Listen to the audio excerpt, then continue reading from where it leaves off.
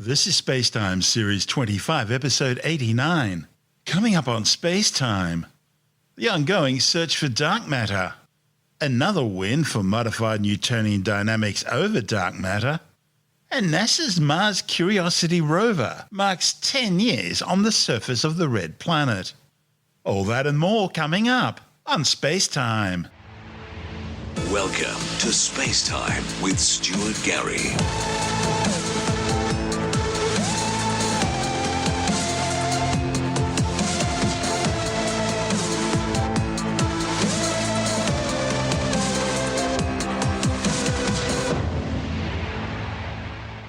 Scientists have placed new limits on where the mysterious invisible substance known as dark matter could be hiding.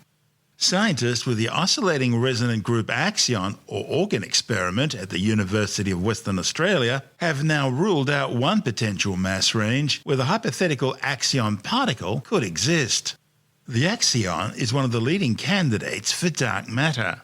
Dark matter makes up more than 80% of all the matter in the universe. The problem is, it appears to only interact gravitationally with normal or baryonic matter, the stuff stars, black holes, planets, moons, houses, trees, cars, dogs, cats and people are made out of. Scientists know dark matter is real because they can see its gravitational influence on things like galaxies, stopping them from spinning apart.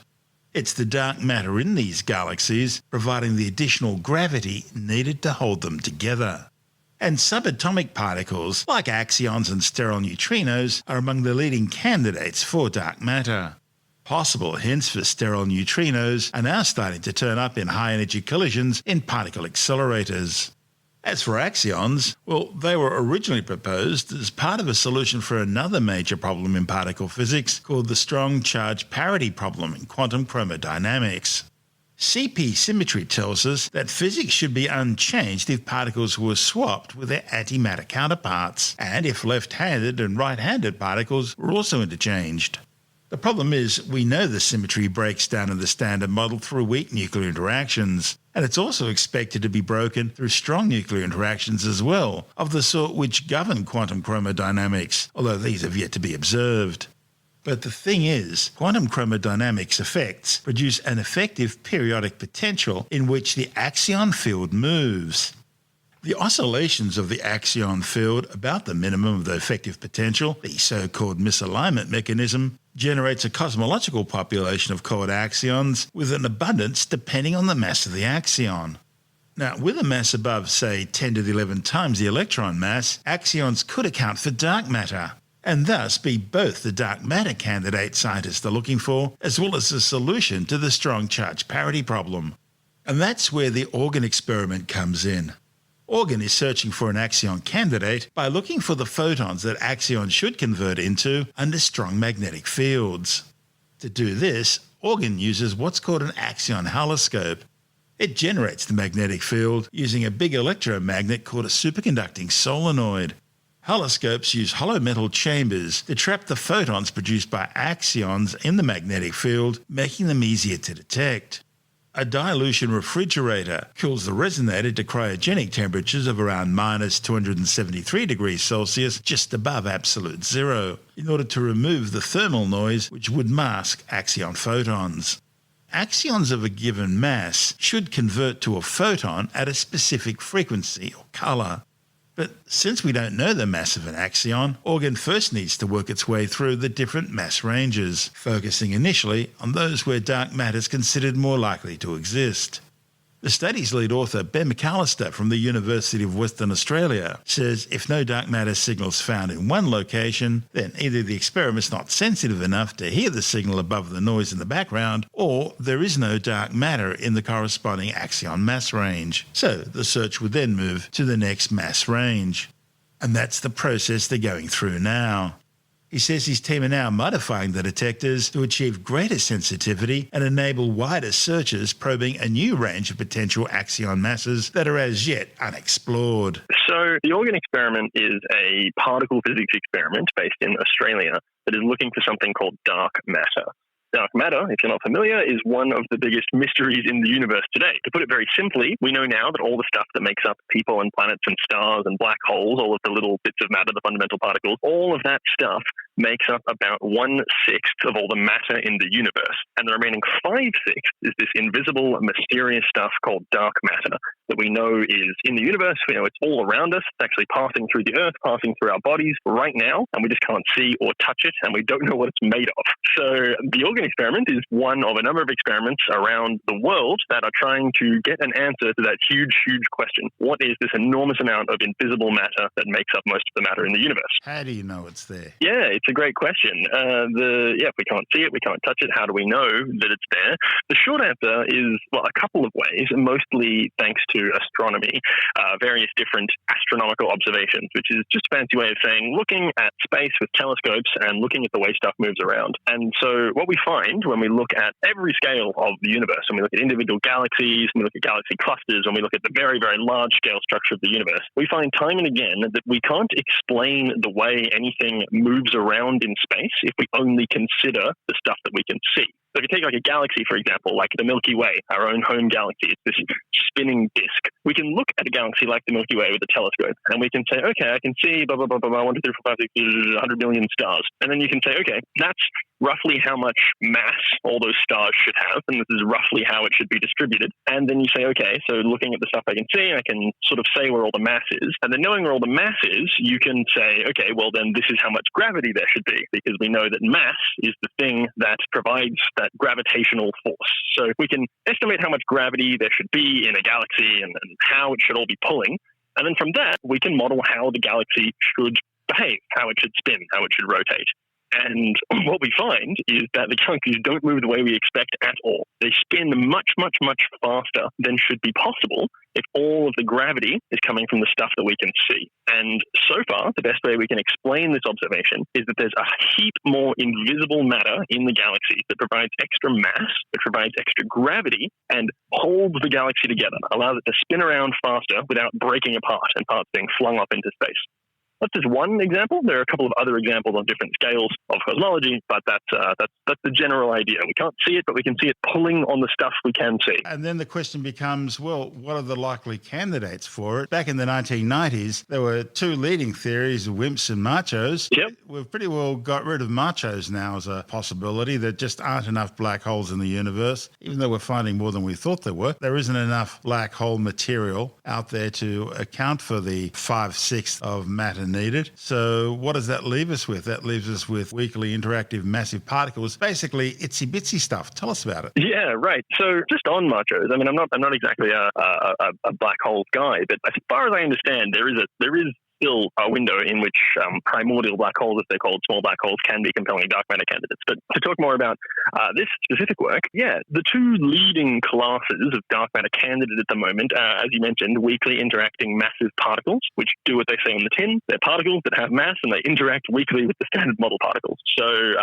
they might have masses that are order of a giga-electron volt, which in physics terms, for what it's worth, is about the same as a proton, about the same as a hydrogen atom. So that's kind of roughly how big these things would be. They might be, 10 or 100 times bigger than that, but that's the sort of rough order of magnitude. And those were a very popular candidate for a long time. They still are a candidate that people do experiments for. In Australia, there's a big WIMP detector being built in Stawell in Victoria. But over time, in recent years, an emergingly popular candidate for dark matter is this thing called an axion, which is a similar kind of thing to a WIMP, but it's much, much, much lighter. These particles, these axions, which are motivated from a different area of physics and have emerged as one of the most popular dark matter candidates, would be much, much, much, much lighter than even a single electron, many thousands of times lighter if they were the dark matter. So there's a huge amount of dark matter. The axions make it up. That means there must be just like a preposterously large number of axions filling up the universe, which is quite an interesting thought, that we could be surrounded by a sea of tiny, tiny invisible particles that provide collectively enough mass to bind the galaxy together.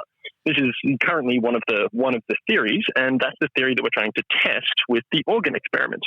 So axions are very well motivated dark matter candidates. People are very excited about them. And the nice thing about axions, as far as prospects for detection are concerned, is that axions are supposed to have this interaction with photons, which are particles of light. You can engineer the right conditions and force axions to convert into photons. If you like, you can take something invisible and turn it into a little flash of light, which is great because photons are a thing that we happen to be outstanding at detecting as a species, human beings are really, really good at detecting photons. So the ability to take this dark matter, this invisible thing that we can't see, and convert it into something that we're great at detecting opens up a lot of prospects for trying to understand the dark matter better if it is indeed made out of axions, which is what we're trying to do with Organ. Now, normally when one wants to convert a subatomic particle into another subatomic particle, such as a photon, you'd run it through a xeon tank or something like that, deep under a mountain range. But that only works for neutrinos. This is very different. You're looking at a tank basically made out of magnetism.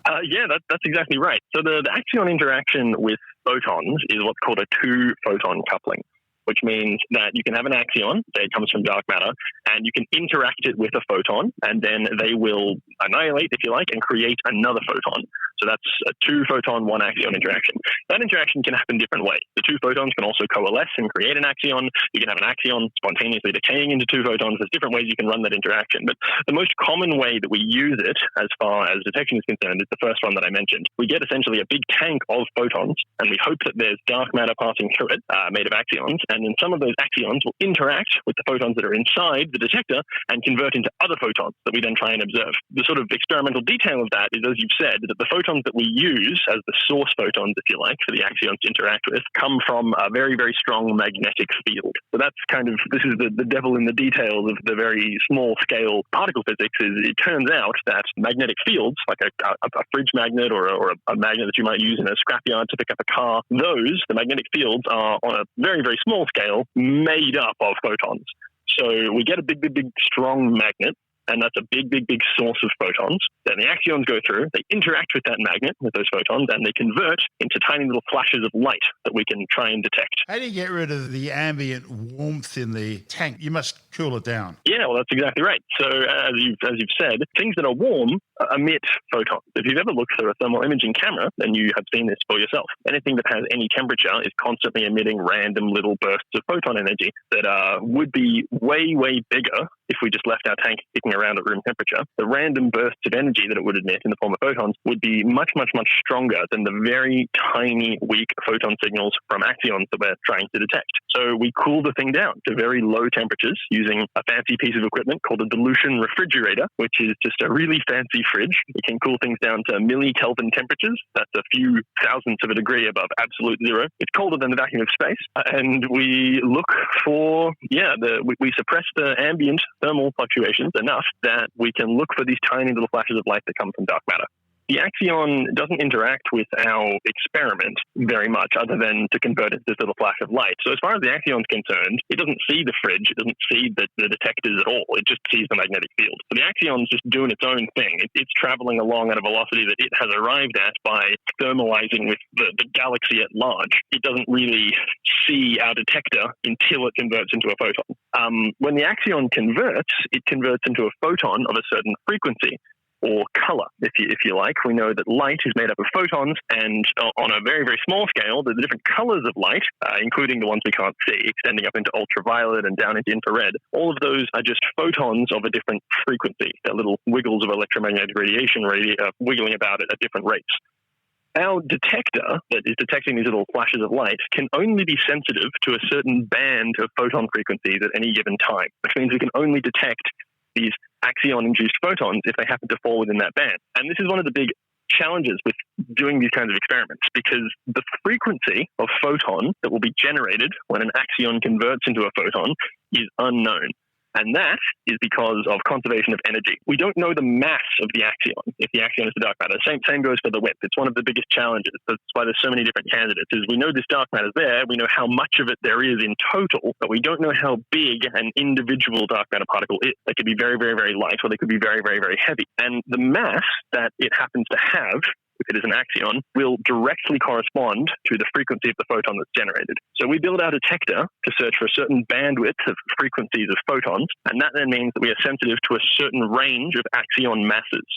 So when we do an experiment, we look in a certain range of masses, and if we don't see anything, as is the case with this study that we're talking about, we can't actually say, okay, that means there's no axions, that means axions aren't dark matter.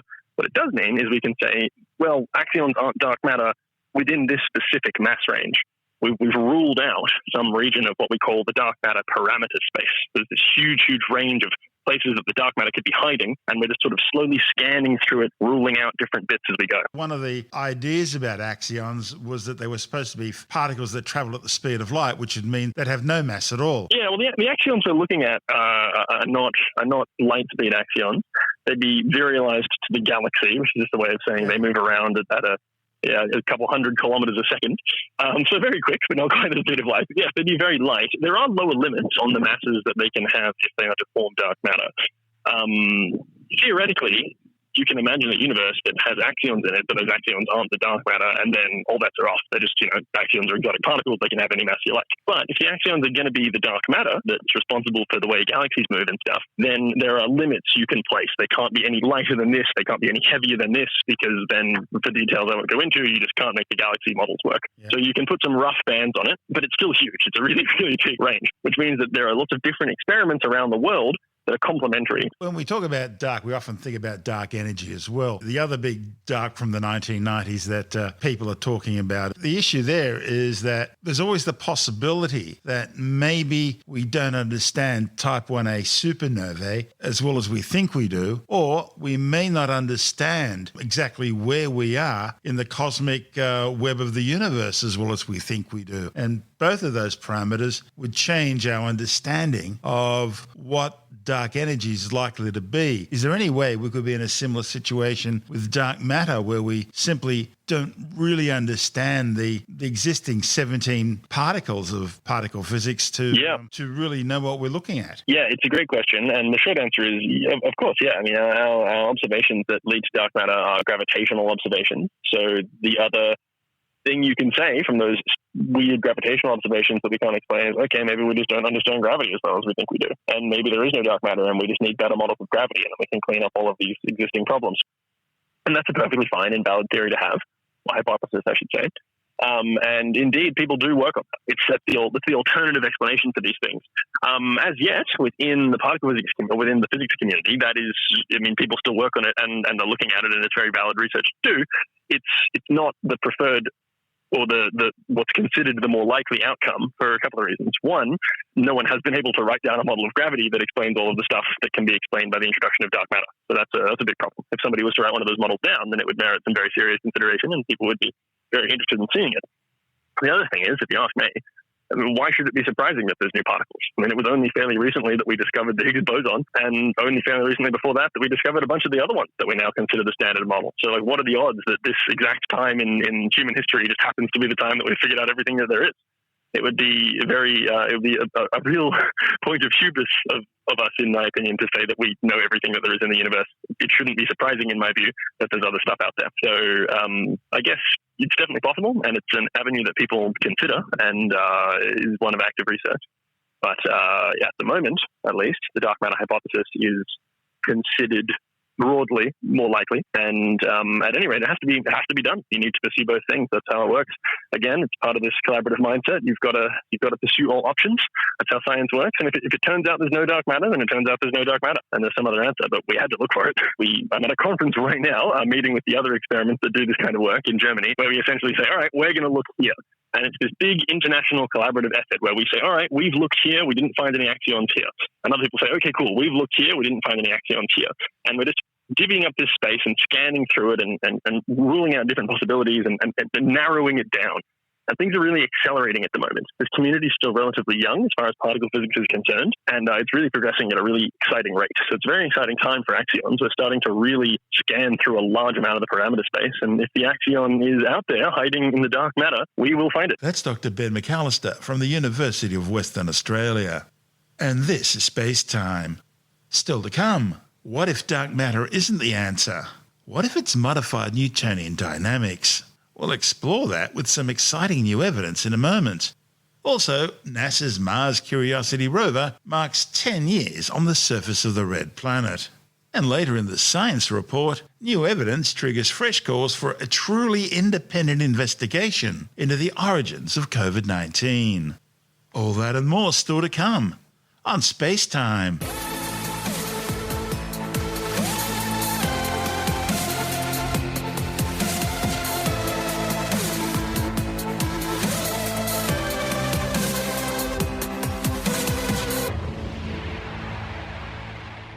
Astronomers have unexpectedly found strong evidence supporting modified Newtonian dynamics, or MOND, rather than dark matter, to best explain observations of the gravitational tidal effects in the Fornax Cluster on a population of dwarf galaxies. Now, if confirmed by further observations, the findings, reported in the Journal of the Monthly Notices of the Royal Astronomical Society, are expected to ricochet through the world of physics and astronomy. Dwarf galaxies are small, faint galaxies that can usually be found in galaxy clusters or near larger galaxies. They can be affected by the gravitational influence of their larger companions, causing what are known as gravitational tides, which pull differently on different parts of the dwarf galaxies. The thing is, some of those gravitational tide changes should be countered by the influence of the dwarf galaxy's dark matter halos. And that's where these studies of the Fornax Cluster come in. They show that some of these dwarf galaxies appear distorted, as if they had been perturbed gravitationally by the cluster environment. One of the study's authors, Pavel Krupa from the University of Bonn and Charles University in Prague, says these perturbations in the Fornax dwarfs aren't expected according to the standard model. That's because the standard model predicts that the dark matter halos of these dwarf galaxies should at least partly shield them from the tides raised by the cluster. The authors analysed the expected level of disturbance in the dwarf galaxies. That should depend on their internal properties and their distance from the gravitationally powerful cluster centre. Galaxies which are large in size but with low stellar masses, and galaxies close to the cluster centre, should be more easily disturbed or destroyed. They compared the results with their observed level of disturbance, evident from images taken by the European Southern Observatory's Very Large Telescope, the VLT, in Chile. The comparison showed that if one wants to explain the observations in the standard model, the Fornax dwarf should already be destroyed by the gravity of the cluster centre, even when the tides it raises on the dwarfs are 64 times weaker than the dwarf's own self-gravity. Not only is this counterintuitive, but it also contradicts earlier studies, which found that the external force needed to disturb a dwarf galaxy is about the same as the dwarf's self-gravity. The authors say the findings show that the observed morphologies of the Fornax dwarfs simply can't be explained by the standard model in any self-consistent way. So, they repeated the analysis, this time using modified Newtonian dynamics, or MOND. Now, we've talked about MOND before on the show. It's a hypothesis that proposes a modification of Newton's law of universal gravitation to account for observed properties in galaxies. First published back in 1983 by Israeli physicist Mordechai Milgram, the hypothesis' original motivation was to explain why the velocities of stars in galaxies were observed to be larger than expected based on Newtonian mechanics. It's an alternative to the hypothesis of dark matter in terms of explaining why galaxies don't appear to always obey the currently understood laws of physics. Instead of assuming dark matter halos surrounding galaxies, the MOND hypothesis proposes a correction to Newtonian dynamics, by which gravity experiences a boost in the regime of low accelerations. The authors say they weren't sure if the dwarf galaxies would be able to survive the extreme environment of a galaxy cluster in MOND due to the absence of protective dark matter halos in this model. But the results show a remarkable level of agreement between the observations and the MOND expectations for the level of disturbance in the Fornax dwarfs. Of course, this isn't the first time that we've reported a study testing the effects of dark matter on the dynamics and evolution of galaxies, which has concluded that the observations are better explained when they're not surrounded by dark matter. That's not to say MOND can explain everything, but the number of publications showing incompatibilities between observations and the dark matter paradigm is increasing every year, and that's interesting. This is Space Time. Still to come, NASA's Mars Curiosity Rover celebrates 10 years on the surface of the red planet, and another Blue Origin flight reaching for the edge of space. All that and more still to come on Space Time.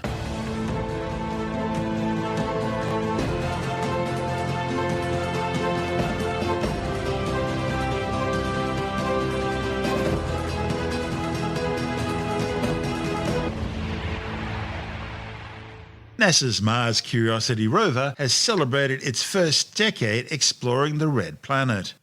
Despite a few signs of wear and tear, the Intrepid six-wheeled mobile laboratory is about to start an exciting new chapter in its mission as it continues to climb Gull Crater's central peak, Mount Sharp. Since its arrival 10 years ago, Curiosity has driven over 29 kilometres and climbed more than 625 metres above the crater floor as it continues its search for evidence that billions of years ago, Mars had the sorts of conditions needed to support life. The rover's already examined 41 rock and soil samples using a suite of scientific instruments, learning what they reveal about the red planet's geology and climatic history. Scientists now want to understand Mars's transition from a warm, wet world capable of hosting life into the freeze-dried desert it's become today. Curiosity achieved its prime directive early on in the mission, determining that liquid water, as well as the chemical building blocks and nutrients needed for supporting life, were all present in Gull Crater for tens of millions of years. The crater once held a lake through which a river flowed, and the size of the lake waxed and waned over time.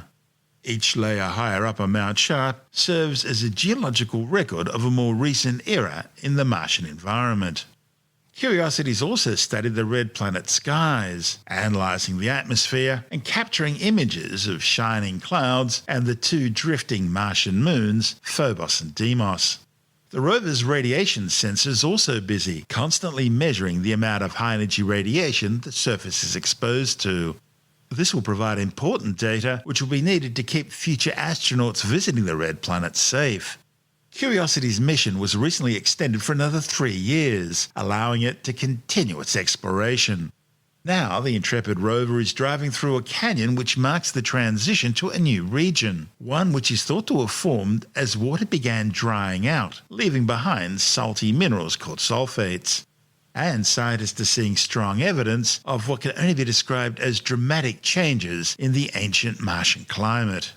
The question now is whether the habitable conditions that Curiosity found earlier on in its mission persisted through these changes, or whether they disappeared, never to return, or whether they came and went over millions of years. Mission managers plan to keep Curiosity exploring this sulfate-rich area for the next few years. Their primary targets include the Gettysvallis Channel, which may have formed during a flood late in Mount Sharp's history, and large cemented fractures that show the effects of groundwater higher up the mountain. In order to keep the science coming, NASA's Jet Propulsion Laboratory in Pasadena, California, has a team of hundreds of engineers and technicians keeping Curiosity rolling. They catalogue every crack in the wheels, they test every line of computer code, and they study every rock drill proposal to make sure that Curiosity can safely undertake its mission millions of kilometres from the nearest roadside service. For example, Curiosity's robotic drilling process has been reinvented several times since landing. At one point, the drill was offline for more than a year as engineers redesigned its use to be more like a handheld drill.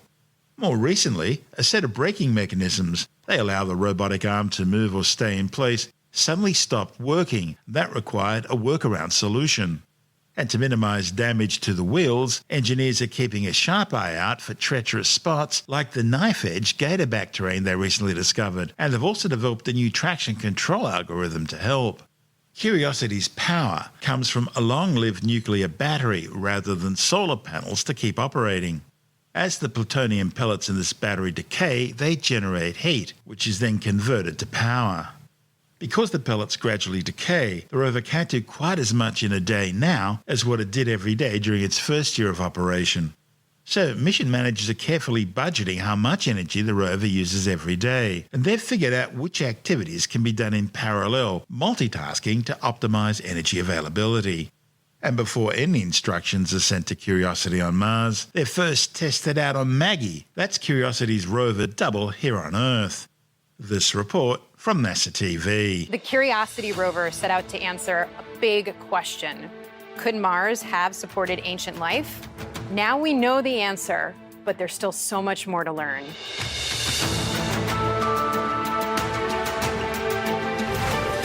To help NASA's Curiosity rover safely explore the surface of Mars, engineers here on Earth use a nearly identical sibling named Maggie. This full-scale engineering model helps the team practice operations in the Mars yard at NASA's Jet Propulsion Laboratory. I'm Raquel Villanueva, here with Curiosity Deputy Project Scientist Abigail Freeman. Her team is celebrating their 10th year on the Red Planet. Where has the rover traveled to in the past decade?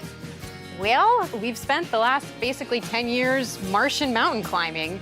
Curiosity landed at the base of a big mountain named Mount Sharp that is made of layers of rocks. So we're climbing the mountain to give us a snapshot of Martian history. We've driven about 17.5 miles, and more impressively, we've climbed over 2,000 feet in elevation up the mountain. We're all the way up in these hills now. It's pretty spectacular. With all that climbing, how is Curiosity doing? Pretty good, actually. You know, all of our science instruments are working just about as good as they did when we landed. We have nearly our full capabilities. The arm and the drill and the rover, they're a little bit arthritic, so we have to be a little bit gentle when we use them. And our wheels are a little bit beat up. The wheels on Maggie look great, but we have some test wheels that we've really destroyed. And how do you decide where the rover is going to go? Do you work with other NASA missions? You know, the data from the Mars orbiters have been really helpful. The spectrometers, that's the kind of instrument on Odyssey and Mars Reconnaissance Orbiter, have told us where the interesting minerals are and where the best places to go to look at changing environments are. And then in particular, the cameras on the Mars Reconnaissance Orbiter, they're so good and they're so helpful at allowing us to find the safest way that we can climb this mountain. What would you say is the biggest discovery your team has made? You know, Curiosity was sent to Mars in order to answer a really big question. Did Mars have all of the ingredients that we know life needed? And 10 years later, not only have we given that answer a definitive yes, but we've also seen that those ingredients were around for tens of millions of years. And what's next for Curiosity? We can see from orbit that we're getting to a place in the mountain that likely records a pretty dramatic change in the sorts of environments that we're around. You know, the lakes that once filled Gale started to dry out, and we're getting to that period in time. So we're really interested in answering how long did these habitable environments persist as Mars and Gale Crater went through these pretty big climate changes. I just can't wait to see what's next. We've seen hints that the rocks are going to be very different very soon. And so I'm really curious what we're going to find. Well, that is an exciting new chapter for you. And congratulations on 10 years. Thanks, Abigail. Thanks so much. This is Space Time. Still to come, another Blue Origin flight reaches the edge of space. And Beijing's come in for more criticism following the deorbit of yet another out-of-control spacecraft. All that and more coming up on Space Time.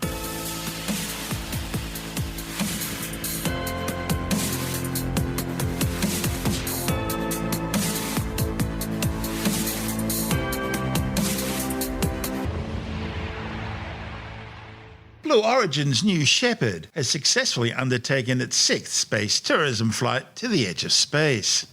The 11-minute Joy Flight N22 carried 6 passengers from the West Texas launch pad up to and beyond the Kármán line, marking the official start of space at an altitude of 100 kilometers. The access tower for the crew capsule has been pulled back. The aft fins going through the motions, these fins help direct the vehicle on ascent and descent. The BE-3 engine is gimbaling. This is the primary control authority for the vehicle on ascent and descent, and of course critical for that soft landing on the landing pad. With just 30 seconds to go for today's launch, it's time to hand it off to mission control and launch this rocket. Sky engine journal, T-minus 10, 9, 8, 7, 6, 5, 4, command engine start, 2, 1.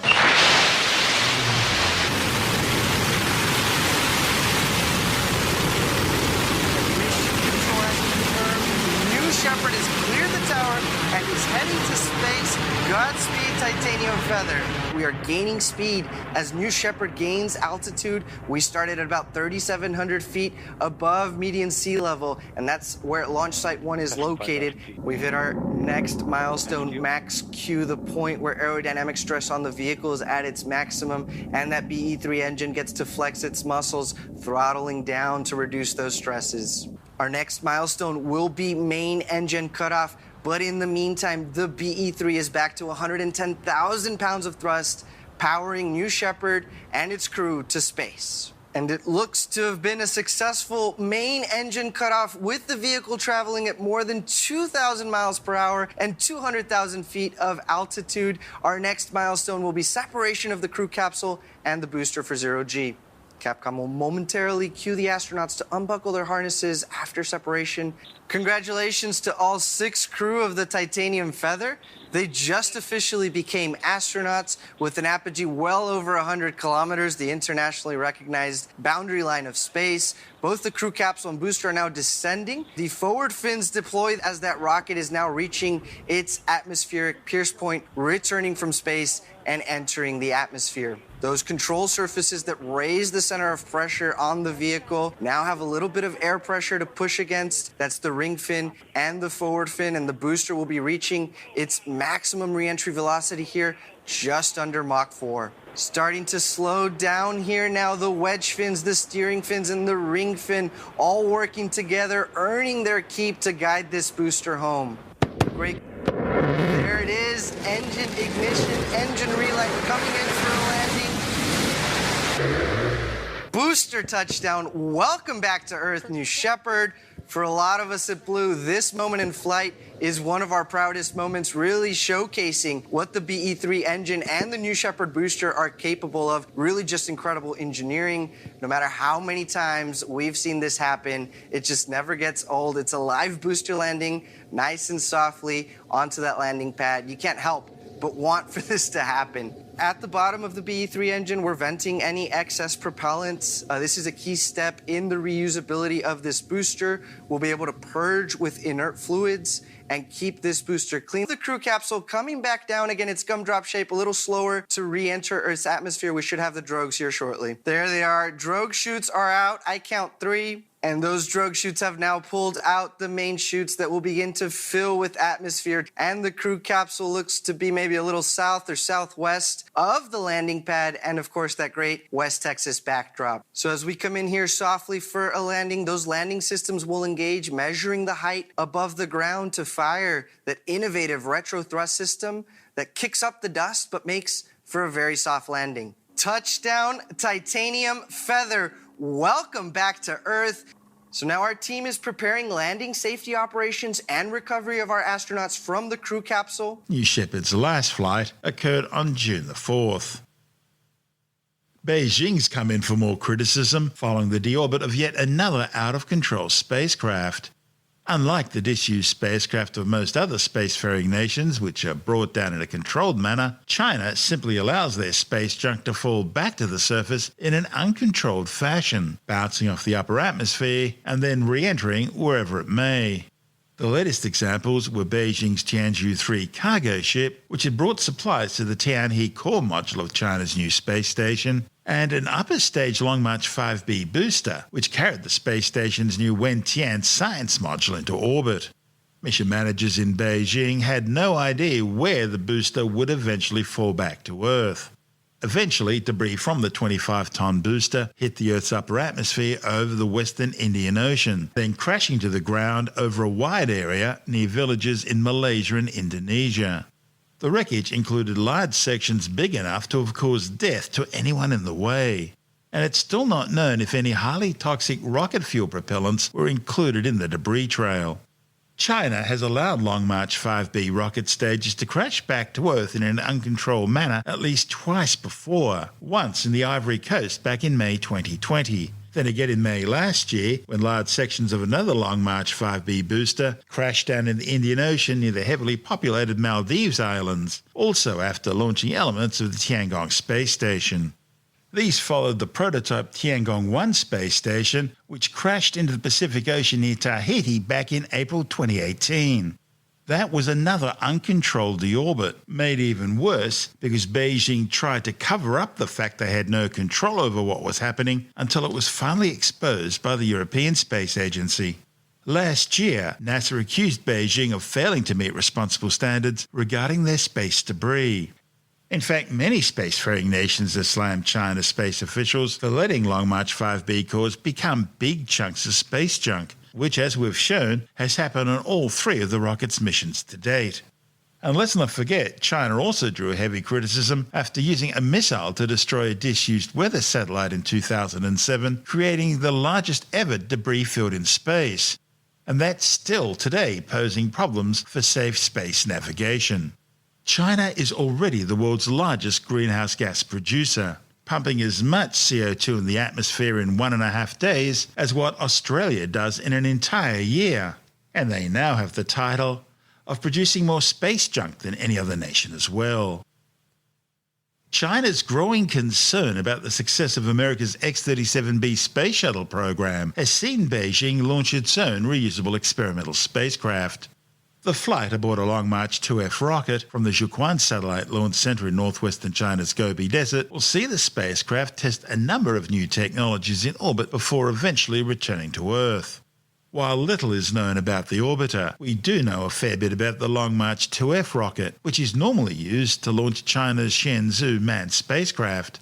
It has a payload capacity of around 8 tons to low Earth orbit, so that places at least some parameters on the size of the new experimental spacecraft. Beijing's last reusable experimental spacecraft mission was back in September 2010. It remained in orbit for less than 2 days before returning to Earth. China claims that mission was a complete success and resulted in major breakthroughs for China's reusable spacecraft research program. Beijing claims that once its reusable spacecraft enters formal operations, it'll be able to offer round-trip services to orbit which will be more convenient and affordable than existing options. Russia's just launched a spy satellite designed to spy on other spy satellites. The Cosmos 2558 Inspector craft was launched aboard a Soyuz 21V rocket from the Plesetsk Cosmodrome 800 kilometers north of Moscow. And this is where it gets interesting. The spacecraft was placed on the same 435-kilometer high orbit and on the same orbital track as America's USA 326 spy satellite, which was launched from the Vandenberg Space Force Base in California back in February aboard a Falcon 9 rocket on NROL 87. The Russian satellite's orbit sees it pass to within 73 kilometers of the American spy satellite. The launch comes after USA 326 was recently noted to deploy what appears to have been a smaller satellite, which was then placed into a separate orbit. Neither Moscow nor Washington are saying what their respective satellites are up to. But we do know the latest Russian intercept follows a similar encounter back in 2020, when 2 Russian spy satellites maneuvered to within 160 kilometers of another American spy satellite, the USA 245. We live in interesting times. A new theoretical study suggests that oceans and water-rich worlds could be enriched with electrolytes, including salts such as sodium chloride, which is an important factor in the search for life.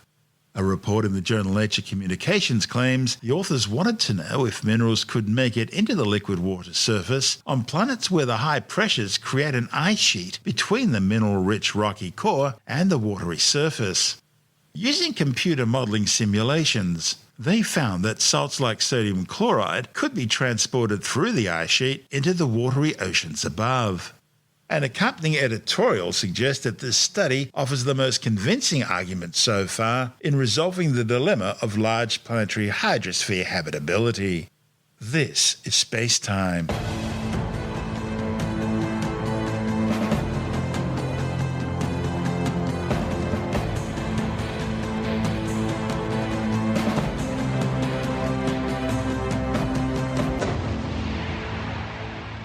And time now to take a brief look at some of the other stories making news in science this week with a science report.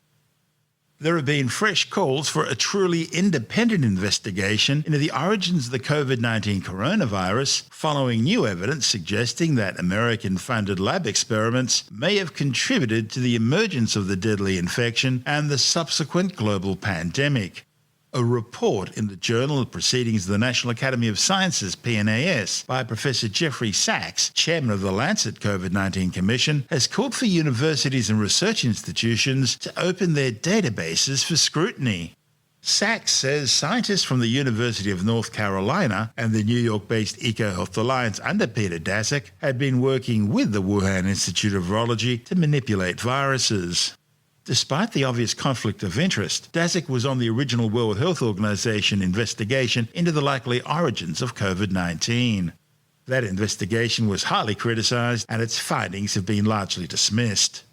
Jeffrey Sachs and co-author Professor Neil Harrison from Columbia University say research proposals made clear that the collaboration was involved in the collection of a large number of SARS-like viruses and was engaged in their manipulation, raising concerns that an airborne version of the virus may well have infected a laboratory worker. The authors say that work on SARS-like coronaviruses was being carried out as part of a joint US-China research program funded by the US government through the National Institutes of Health, which just happens to be the body that Anthony Fauci is a clinical associate in. The research, codenamed PREDICT, was designed to identify viruses with the potential to jump from animals to humans. Coronaviruses were collected from bats in China and Southeast Asia and then sent to a number of labs, including the Wuhan Institute of Virology, for sequencing, archiving, analysis, and importantly, manipulation. Sachs and Harrison say the same group of scientists proposed inserting a specialist feature called a furin cleavage site into SARS-like viruses. A furin cleavage site is an area on the virus's spike which allows it to be cleaved by a protein onto the membrane of human cells, making the coronavirus especially infectious for people. And of course, as we all now know, COVID-19 is unique in having a furin cleavage site. And this, they say, is strong evidence suggesting the virus was man-made. However, other scientists insist the addition of the furin cleavage site could have happened through natural evolution, although it's yet to be found anywhere in nature.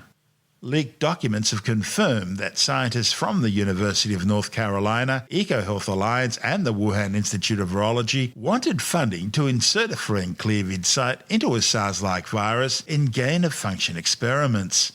But the request was turned down by DAPRA, the United States Defense Advanced Research Agency, as being far too dangerous. Almost 6.5 million people have now been killed by the COVID-19 coronavirus. However, the World Health Organization says the true death toll is likely to be over 15 million, with almost 600 million confirmed cases globally. A new study warns that the Arctic is warming up much faster than previously thought. The findings, reported in the journal Communications, Earth and Environment, support earlier studies showing the Arctic is warming faster than the rest of the planet. However, it now seems that rate is even faster than previous studies were showing. Scientists examined observational data from 1979 to 2021 across the Arctic Circle compared with the rest of the planet. They found the Arctic is warming at least 4 times faster, intensifying over time as more and more sea ice is lost. See, the whiteness of the sea ice reflects thermal energy back into space. Without it, the dark Arctic seawater absorbs more of that energy. Scientists say some regions of the Arctic are warming even faster than 4 times the average, such as the Barents Sea, which is warming up to 7 times quicker than average. A bit of good news now. And a new study shows that the northern and central Great Barrier Reef has recorded the highest amount of coral cover since the Australian Institute of Marine Science began monitoring the reef 36 years ago. However, average coral cover in the southern region has decreased due to ongoing crown-of-thorns starfish outbreaks. The findings show that while the reef experienced its 4th major bleaching event in the past 7 years this year, it didn't reach the intensity of earlier events and was not expected to lead to major mass coral mortality. Most of the recorded coral cover increase was driven by fast-growing acroporo corals, which are especially vulnerable to wave damage, coral bleaching, and crown-of-thorns starfish outbreaks. A new study has shown that the environmental damage from the 2010 BP Deepwater Horizon oil spill disaster was still detectable more than 10 years later. The findings, reported in the journal Frontiers of Marine Science, show that although much of the oil spill during the Deepwater Horizon disaster was largely transformed by the end of that summer, small amounts of highly weathered oil residues from the spill were still present in the environment a decade later. These transformed chemicals, as well as longer persisting oil products, can heavily impact local ecosystems. Scientists followed the persistence and chemical transformations that occurred until 2020 by collecting and analysing samples from the water, seafloor and surrounding shorelines. The authors say their findings expand science's understanding of the types of chemicals that are found in oil and their ability to cause environmental damage. The Deepwater Horizon oil spill in the Gulf of Mexico is regarded as the worst oil spill in history and one of the largest environmental disasters ever. The United States government report published in September 2011 pointed to defective cement on the well, faulting mostly BP, but also the oil rig's operator Transocean and contractor Halliburton. New research has identified a group of molecules that enable cells to repair damaged components, making it possible for those tissues to retain proper function. The discovery, the closest thing so far to the fountain of youth, may prevent age-related diseases and increase life expectancy and wellness. A report in the journal Autophagy showed how scientists at the Hebrew University of Jerusalem demonstrated the efficacy of the molecules on a model organism. The authors examined the effects of various therapies on longevity and quality of life, and successfully proved that they can protect the organisms and human cells from damage. Currently, the major factor in aging tissues is the reduced effectiveness of the cell's quality control mechanism, which leads to the accumulation of defective mitochondria, the cell's power plant. Although these batteries wear out constantly, cells have a sophisticated mechanism that removes defective mitochondria and replaces them with new ones. The problem is, this mechanism declines with age, leading to cell dysfunction and deterioration in tissue activity. And that's where these new medications will come in. Well, it's been a big week in technology, with Samsung releasing its next generation range of Galaxy Z Flip and Fold 4 cell phones. They include new high-resolution cameras and better batteries. But with new features comes a bigger price tag, which for some models reaches more than $3,000. With the details, we're joined by technology editor Alex Zaharov-Reutt from ITWire.com. I've had a chance to see the new Flip 4 and Fold 4, and I can say, I'm very pleased to say that the crease has decreased. Now, the crease is not completely gone. I haven't quite figured out that yet. This is the fourth generation of screen folding technology from Samsung. And one of the things people will be looking for, so it's not especially quite up to Westworld standards yet. Definitely not up to Westworld standards as yet. They have tri-folding tablets and screens. But in the Galaxy Fold 2, and for some people with the 3, there would be little bits of the screen protector which is already affixed and cannot be removed except by Samsung, where it's come apart and dust has gotten underneath there, and Samsung can replace that for you. But we're waiting to see for a completely flat screen, and that's probably why Apple is waiting until 2025, or so the rumors say, until it launches any folding devices of its own. But Samsung also has new Galaxy Buds, new Samsung Watch, and a Watch Pro model. Apple's rumored to have the Apple Watch Pro later this year too. So for Samsung, although its S series is counted as its flagship, its true flagship is the folding series, because, well, that represents the pinnacle of technology that Samsung is the best at the moment with that folding screen. And there were some new cases for the Fold 4 that allowed you to hold the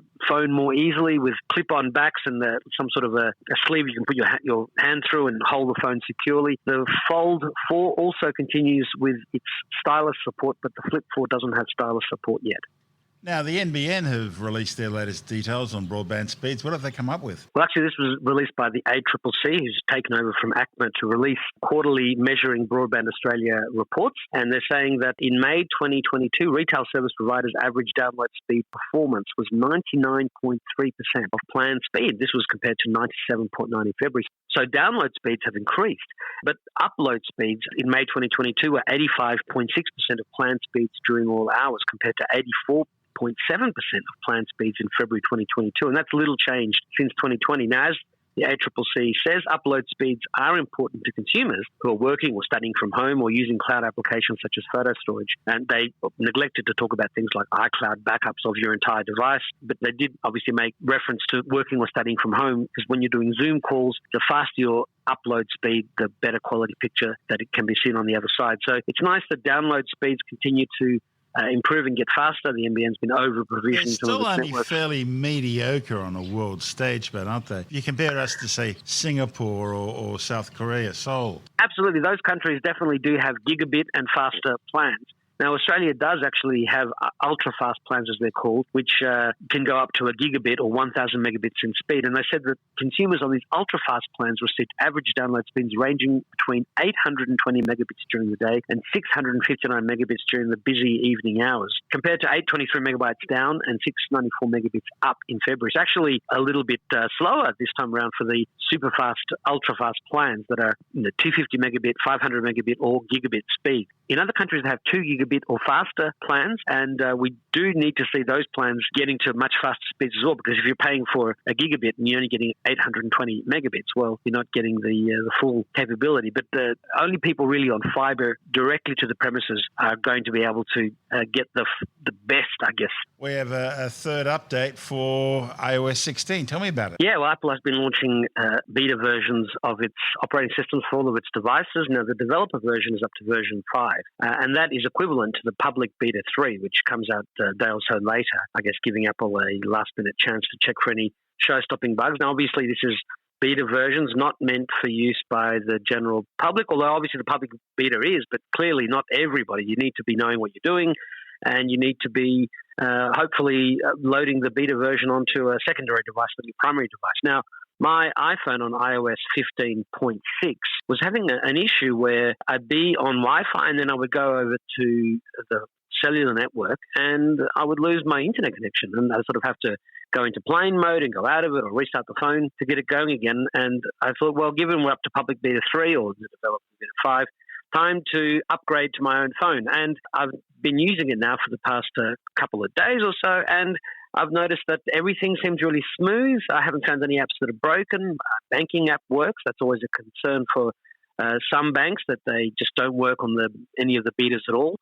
And probably the biggest change I've seen so far, besides the ability to customize your lock screen, have the weather and have widgets on the lock screen, which is very cool, and also the ability to talk anywhere that you can type, for example, with notes, and still see the keyboard and not actually have the little waveform appear that is characterizing your voice, which means you can talk and type at the same time and edit.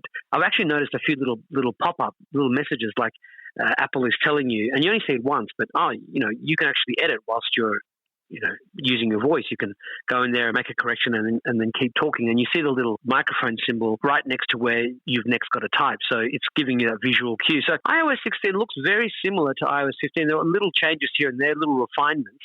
But one of the things that people notice is that on the iOS 10 and up, which had the notch, the percentage of the battery was removed. You had to swipe down to get the control center to see precise percentage.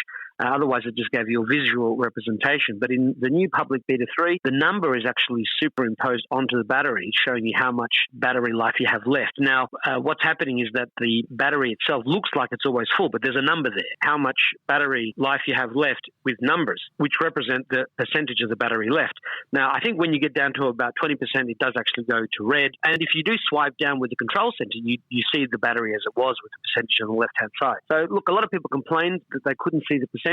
So there were reports that the iPhone 12 doesn't show the number, and I can confirm that. But the Mini will not be being offered with the next iPhone generation.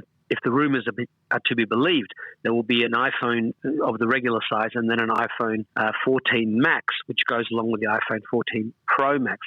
So look, lots of cool little things in iOS. Out next month at this stage? That's still coming out next month, yeah. The new iPhones are due sometime in September.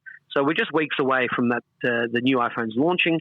There's talk of there potentially being a 2 terabyte model. There's talk of improved cameras going up to 48 megapixels now instead of just the 12 megapixels with the larger sensor size. Talk of 2 terabytes to be able to enable as much 8K recording as the device can hold. That's Alex Zaharov-Reutt from ITWire.com. Well, every astronomer's heard of the Gaia sausage. Now it seems there's an astronomical Spanish one as well, the chorizo. Well, not really. You see, it was a stunt worthy of the Babylon Bee.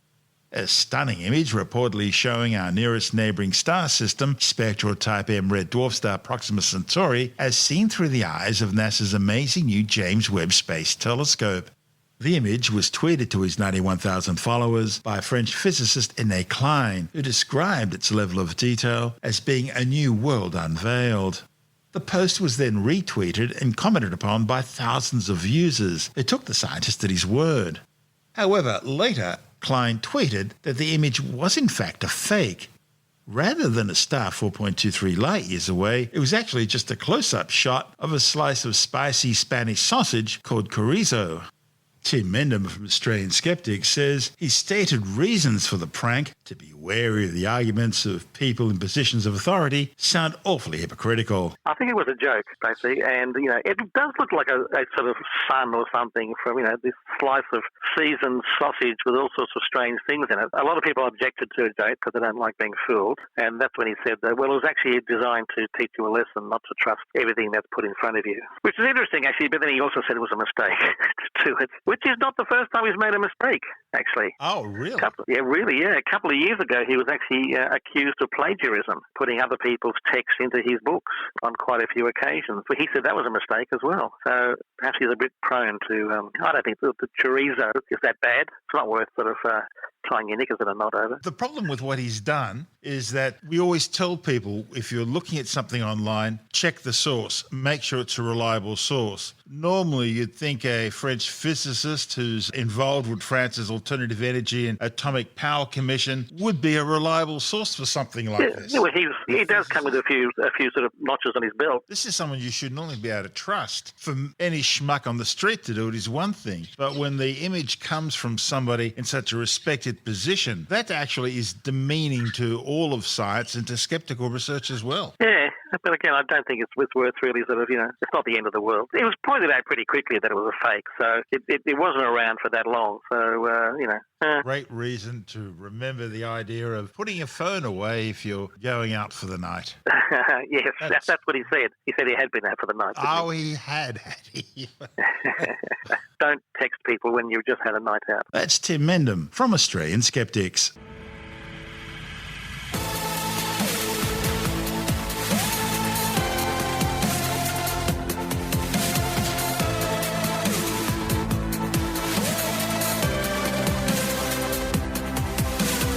And that's the show for now. Spacetime is available every Monday, Wednesday and Friday through Apple Podcasts, iTunes, Stitcher, Google Podcast, Pocket Casts, Spotify, Acast, Amazon Music, Bytes.com, SoundCloud, YouTube, your favourite podcast download provider, and from spacetimewithstuart-gary.com. Spacetime's also broadcast through the National Science Foundation on Science Zone Radio and on both iHeartRadio and TuneIn Radio. And you can help to support our show by visiting the Spacetime store for a range of promotional merchandising goodies, or by becoming a Spacetime patron, which gives you access to triple-episode commercial-free versions of the show, as well as lots of bonus audio content which doesn't go to air, access to our exclusive Facebook group, and other rewards. Just go to spacetimewithstuart-gary.com for full details. And if you want more Spacetime, please check out our blog, where you'll find all the stuff we couldn't fit in the show, as well as heaps of images, news stories, loads of videos, and things on the web I find interesting or amusing. Just go to spacetimewithstuart-gary.tumblr.com. That's all one word, and that's Tumblr without the E. You can also follow us through @StuartGary on Twitter, @SpaceTimeWithStuartGary on Instagram, through our Spacetime YouTube channel, and on Facebook, just go to facebook.com/Spacetime with Stuart Gary. And Spacetime is brought to you in collaboration with Australian Sky and Telescope magazine, your window on the universe. You've been listening to Spacetime with Stuart Gary. This has been another quality podcast production from Bytes.com.